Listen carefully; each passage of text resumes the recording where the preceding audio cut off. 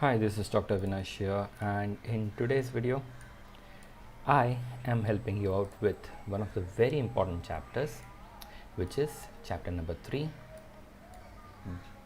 Pharmacokinetics.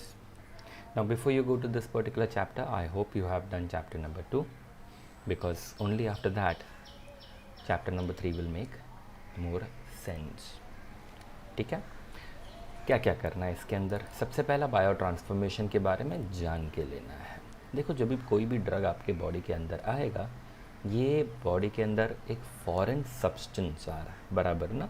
इसका मतलब आपकी बॉडी इस ड्रग का केमिकल अल्टरेशन करने की कोशिश करेगी।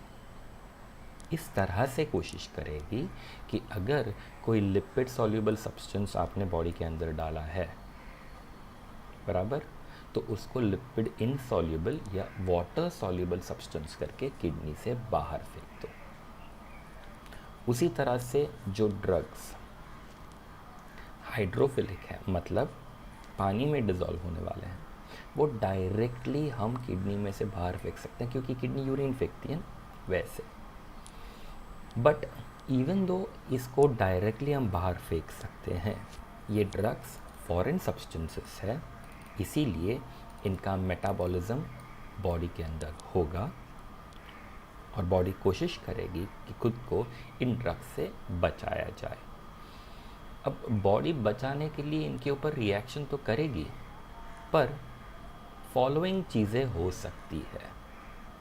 ओके, बायो ट्रांसफॉर्मेशन जब भी होगा तो एक्चुअली ड्रग्स इनएक्टिवेट हो सकते हैं। काफ़ी सारे ड्रग्स के ऊपर जब आपके लिवर के एंजाइम्स काम करते हैं तो जो प्रोडक्ट बनता है वो कम्प्लीटली इनएक्टिव बन जाता है। तो जो ड्रग बायो ट्रांसफॉर्मेशन से बच गया वो बॉडी के अंदर काम करेगा, और जो ड्रग बायो ट्रांसफॉर्मेशन से नहीं बच पाया वो बॉडी से एलिमिनेट हो जाएगा। दूसरा चीज़ जो हो सकता है, एक एक्टिव मेटाबोलाइट बन सकता है। मतलब जो दवाई आपने दिया वो तो एक्टिव थी ही, पर जब भी बॉडी ने उसके ऊपर बायो ट्रांसफॉर्मेशन किया तो ड्रग एक या एक से ज़्यादा एक्टिव मेटाबोलाइट्स में कन्वर्ट हो गया। जैसे मॉर्फिन तो काम करता ही है, मॉर्फिन का ब्रेकडाउन प्रोडक्ट मॉर्फिन 6 ग्लूक्यूरोनाइड भी काम करता है। एलोप्यूरिनॉल काम करता ही है, एलोजैंथीन उसका एक्टिव मेटाबोलाइट वो भी काम करता है। डिजिटॉक्सिन का मेटाबोलाइट डिगॉक्सिन, दोनों काम करेंगे। You get the point, right? कभी कभी हम जो दवाई देते हैं वो इनएक्टिव होता है, इसे हम प्रोड्रग कहते हैं। प्रोड्रग के ऊपर जब भी बॉडी के एंजाइम्स काम करते हैं तो ड्रग एक्टिव हो जाता है। So inactive drug becomes an active metabolite. Examples देखोगे तो ज़्यादा इजीली समझ में आएगा। हम देंगे लीवोडोपा। लीवोडोपा खुद से कुछ काम नहीं करता, डोपामीन काम करता है। इनालाप्रिल एक एंटी हाइपरटेंसिव ड्रग है, वो काम नहीं करता, उसका मेटाबोलाइट इनालाप्रिलैट काम करता है। प्रेडनिसोन काम नहीं करता, उसका मेटाबोलाइट प्रेडनिसोलोन काम करता है। फ्लूरोयूरासिल काम नहीं करता, उसका मेटाबोलाइट फ्लूरोयूरिडीन मोनोफॉस्फेट काम करता है। I hope you are getting the idea. So इस तरह से बायो ट्रांसफॉर्मेशन के 3 चीज़ें हो सकती हैं बायो ट्रांसफॉर्मेशन के वजह से। For all practical purposes bio transformation के रिएक्शंस को हम फॉलोइंग कैटेगरीज में डिवाइड कर सकते हैं। फेज़ वन में हम कोई एक फंक्शनल ग्रुप उसमें ऐड करते हैं, OH ग्रुप, COOH ग्रुप वगैरह वगैरह। एंड दूसरा जो होता है वो है कॉन्जुगेशन या फेज़ 2 रिएक्शन या सिंथेटिक रिएक्शन, जहाँ पे हमारे बॉडी के अंदर का एक रेडिकल, एक बड़ा सा मॉलिक्यूल इस फॉरेन सब्सटेंस को, इस ड्रग को चिपकाया जाता है। क्लियर? यूजुअली जब भी कॉन्जुगेशन रिएक्शन होता है ना तो मेटाबोलाइट इनएक्टिव हो जाता है, okay, most of the time. और इस तरह से हमारी बॉडी पूरी तरह से ड्रग को डिस्ट्रॉय कर देती है। अब इतना पता होना चाहिए, फिर आप डायरेक्टली जंप मारोगे ऑक्सीडेशन पे। ऑक्सीडेशन क्यों इंपॉर्टेंट है मालूम है? क्योंकि इसके अंदर ये साइटोक्रोम P वाले एंजाइम्स है, इसके लिए ये पूछते हैं और ये सबसे इम्पॉर्टेंट रिएक्शन है। ऑक्सीडेशन नाम में ही है, एडिशन ऑफ ऑक्सीजन या नेगेटिव रेडिकल्स या रिमूवल ऑफ पॉजिटिव रेडिकल्स को हम ऑक्सीडेशन कहते हैं। जो केमिस्ट्री में पढ़ा है वही हम रिपीट कर रहे हैं, कुछ नई बात नहीं है। ऑक्सीडेशन शायद हमारे बॉडी का most important drug metabolising reaction है। काफ़ी सारी रिएक्शंस इसके अंदर आता है, hydroxylation, oxygenation, D alkylation, alkyl group को निकालना, ऑक्सीडेटिव डीअमाइनेशन वगैरह वगैरह। क्लियर? अच्छा, ऑक्सीडेशन में ऑक्सीजन घुसाड़ते हैं क्या हम? Yes, why not. इनिशियली कभी कभी हम ऑक्सीजन एटम को ड्रग के मॉलिक्यूल के अंदर डालते हैं, बट प्रॉब्लम ये है कि ये एक शॉर्ट लिव्ड रिएक्टिव स्पीसीज को जन्म देता है जो तुरंत ब्रेक डाउन करके हम एक स्टेबल कंपाउंड बनाते हैं। ओके, ये ऑक्सीडेटिव रिएक्शंस कैरी आउट करने के लिए हमारे लिवर में मोनो ऑक्सीजनेजेस है, ठीक है। और ये मोनो ऑक्सीजनेजेस का जो लास्ट स्टेप है उसमें एक साइटोक्रोम P450 है। इस साइटोक्रोम P450 को एक हीमोप्रोटीन आयरन कंटेनिंग प्रोटीन NADPH, खुद एक enzyme cytochrome P450 reductase and molecular oxygen लगता है। सो ये 1, 2, 3 और 4 चीज़ें जब भी होंगी तभी ऑक्सीडेशन वाला रिएक्शन अच्छी तरह से होगा। हमारे लिवर के अंदर 100 से भी ज़्यादा साइटोक्रोम P450 के अलग अलग आइसो एंजाइम्स है। हर एक आइसो एंजाइम कुछ स्पेसिफिक ड्रग्स को मेटाबोलाइज करता है। अब सबके बारे में पढ़ते रहोगे तो भैया बुढ़े हो जाओगे, और हमारी एग्ज़ाम तो अगले महीने में है, तो इतना डिटेल में जाने की ज़रूरत नहीं है, ठीक है। ये टेबल में से आप कोई भी एंजाइम और उसके 2 ड्रग्स जो मेटाबोलाइज होते हैं वो, और 1-2 इनहिबिटर्स, 1-2 इंड्यूसर्स, ऐसा आप खुद का एक टेबल बनाओगे। क्या क्या करना है? एंजाइम का नाम, कोई भी 2 ड्रग जो इससे मेटाबोलाइज होते हैं, कोई भी 2 इनहिबिटर्स और कोई भी 2 इंड्यूसर्स, ये आपको याद रखना है। एक बार ये टेबल बन जाएगा उसके बाद आप यहाँ पे आओगे।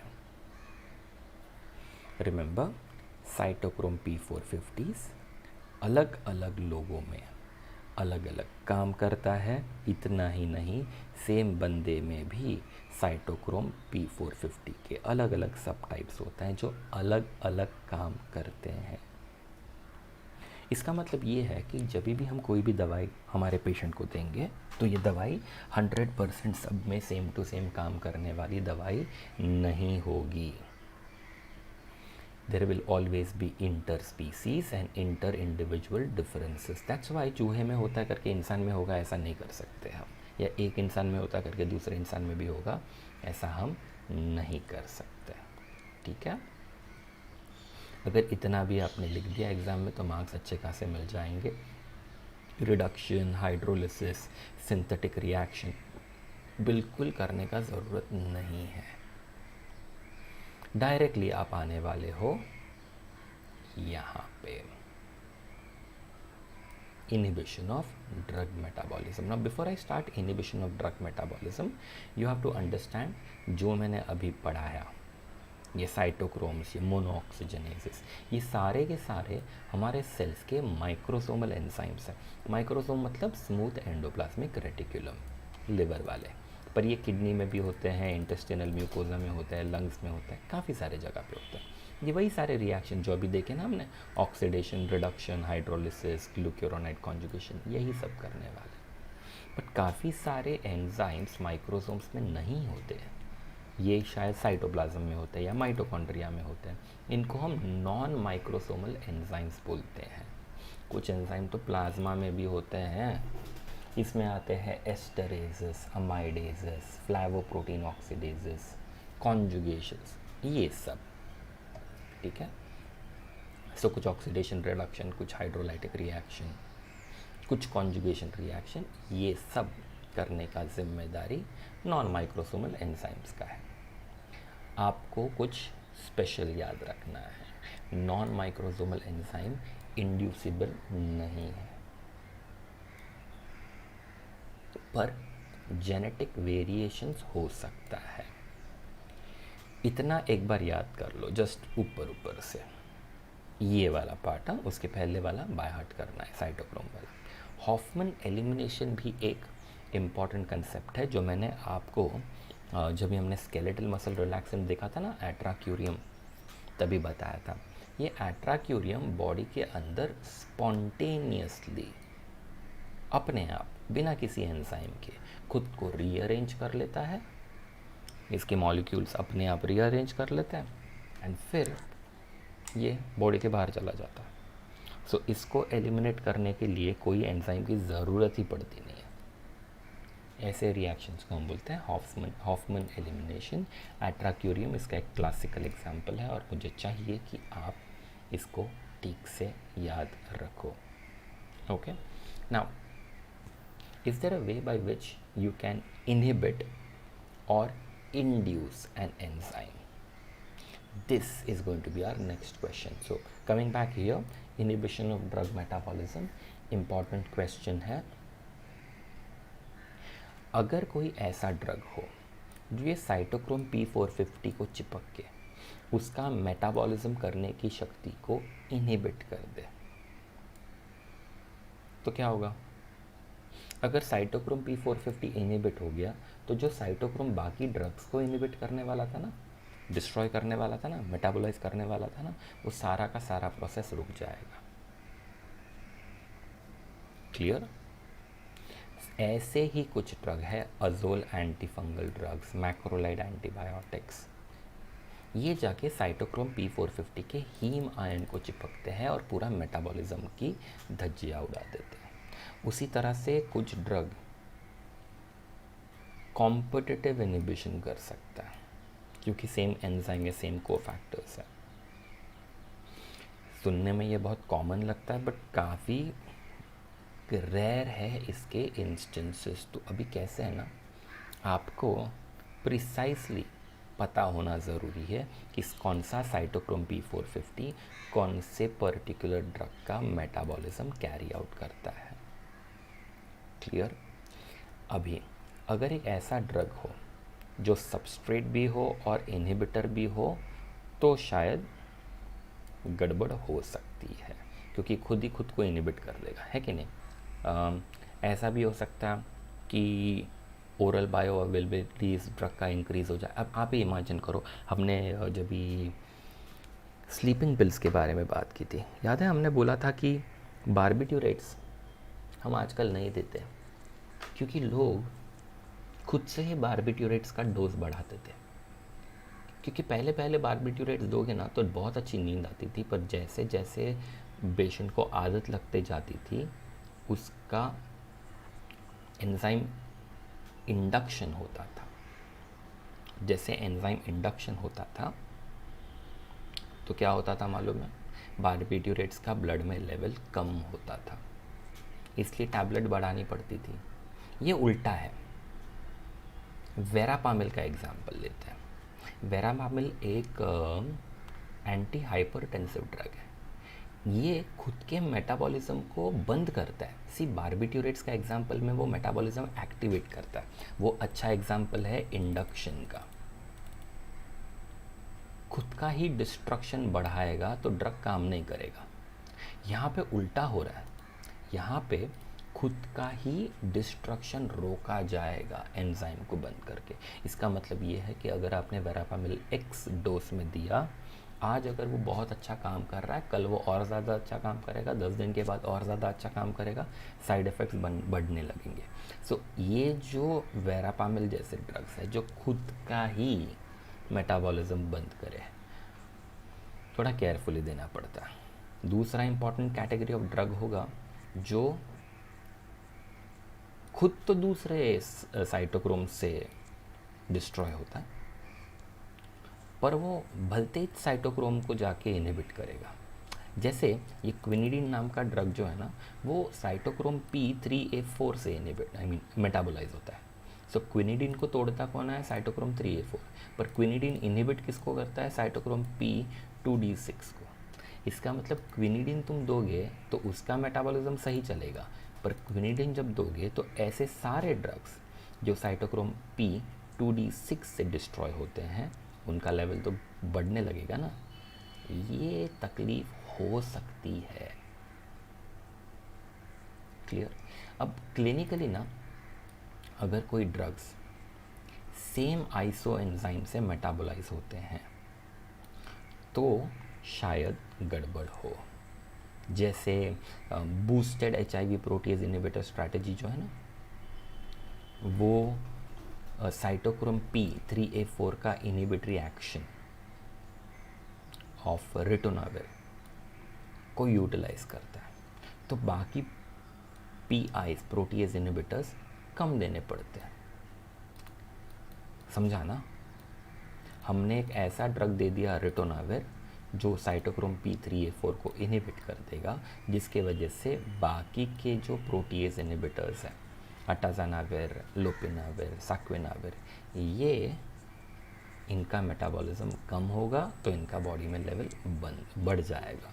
इस तरह से हम इसका फ़ायदा भी उठा सकते हैं, पर अगर आपको ये पता नहीं होगा तो इसका नुकसान होने वाला है। समझा?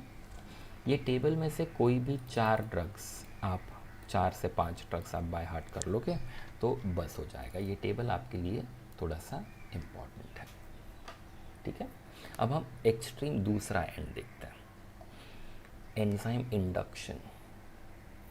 ऐसे ड्रग्स जो माइक्रोसोमल एंजाइम के सिंथेसिस को बढ़ावा देते हैं।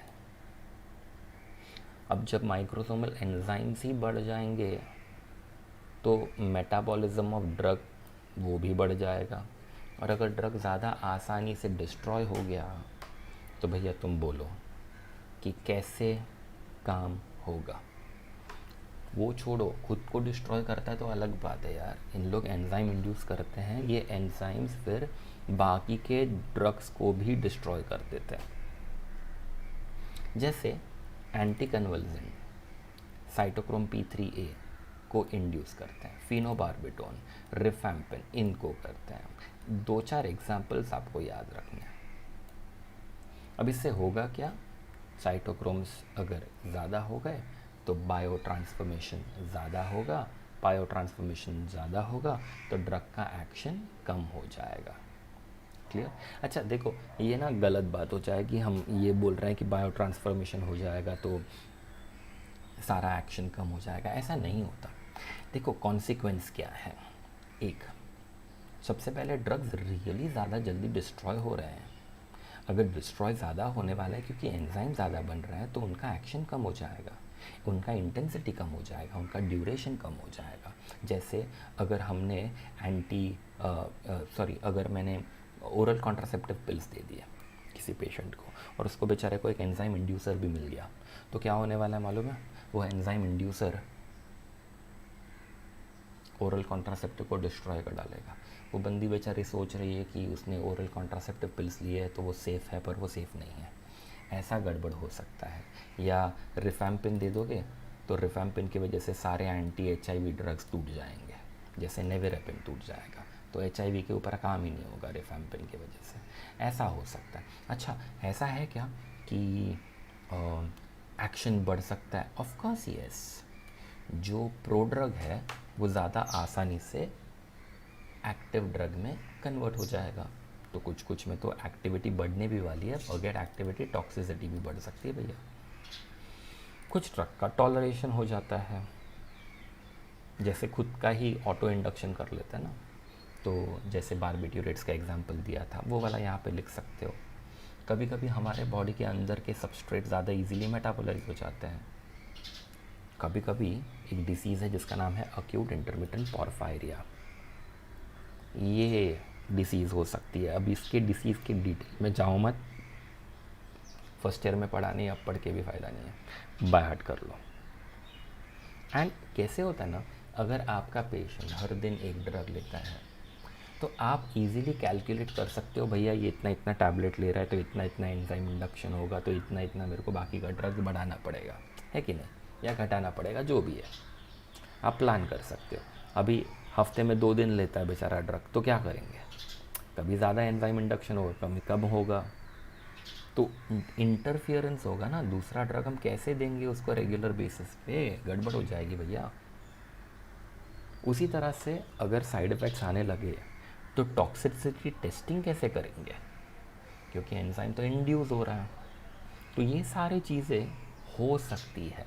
अच्छा, हम क्या करेंगे मालूम है, इसका फ़ायदा उठाएंगे। जब बच्चों को जॉन्डिस होता है ना, तो हम फिनोबार्बिटोन दे सकते हैं बच्चों को। बच्चों में जब भी हम फिनोबार्बिटोन देते हैं, वो ग्लूक्यूरोनाइडेशन का रिएक्शन स्पीड अप कर देते हैं। उसकी वजह से होता क्या, जॉन्डिस क्लियर ऑफ हो जाता है। समझो कुशिंग सिंड्रोम है, कुशिंग सिंड्रोम में स्टीरॉयड हार्मोन ज़्यादा है ना बॉडी के अंदर, है कि नहीं, तो फेनिटोइन देने का, फेनिटोइन ये सारे स्टीरॉयड्स का डिस्ट्रक्शन बढ़ा देगा।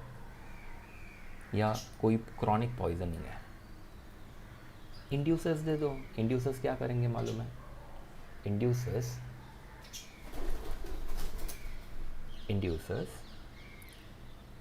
क्रॉनिक पॉइजनिंग में पॉइजनस सब्सटेंस का डिस्ट्रक्शन बढ़ा देंगे। इवन लिवर डिसीज़ में हम दे सकते हैं। इससे पेशेंट को काफ़ी रिलीफ मिल सकता है, लिवर का काम करने का कैपेसिटी रिटर्न आ सकता है। अगले वीडियो में हम बात करेंगे फर्स्ट पास मेटाबॉलिज्म की। तब तक you will finish this topic and let me know if you have any doubts. I will be more than happy to help you. Okay? Take care. Bye.